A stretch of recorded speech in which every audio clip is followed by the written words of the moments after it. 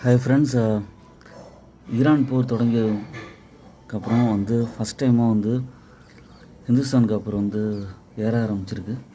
ஜெனரலாக இந்த சுச்சுவேஷனில் பார்த்திங்கன்னா பணவீக்கம் அதிகம் இருக்கும். அதுக்கப்புறம் உலோகங்கள் விலை நல்லா இறங்கி இருந்தது.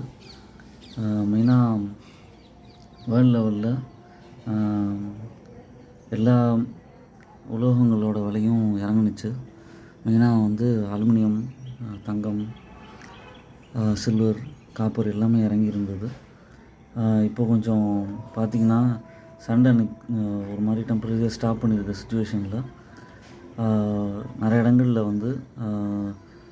இப்போ காப்பரோட நீடு இருக்குது அப்படிங்கிறது இருக்குது வேர்ல்டு லெவலில்.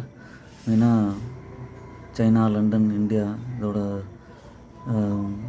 மேனுஃபேக்சரிங் கம்பெனிஸ்லாம் காப்பரோட நீடு இருக்கிறதுனால இதோட ப்ரைஸ் இன்க்ரீஸ் ஆக ஆரம்பிச்சிருக்கு. ஹிந்துஸ்தான் காப்பரோட ப்ரைஸ் பார்த்திங்கன்னா 493 ரூபாய்க்கு வந்திருக்கு. ரிட்டர்ன் ஆன் ஈக்விட்டி இந்த ஷேரோட ப்ரைஸ் 18.7, ஸ்டாக்கோட P 71, டிவிடெண்ட் ஈல்டாக 0.30% கொடுக்குறாங்க.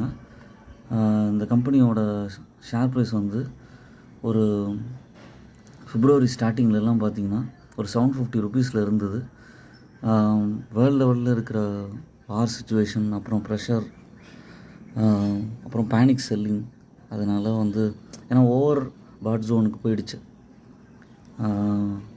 இது ஒரு 300 ருபீஸ் 320 ருபீஸ் ரேஞ்சில் இருந்தது. டிசம்பர்லேருந்து ஸ்லோவாக இன்க்ரீஸ் ஆகி ஆல்மோஸ்ட் டபுள் த ப்ரைஸ் போனோன்னே எல்லா மக்களும் ப்ராஃபிட் புக்கிங்க்கு போயிட்டாங்க.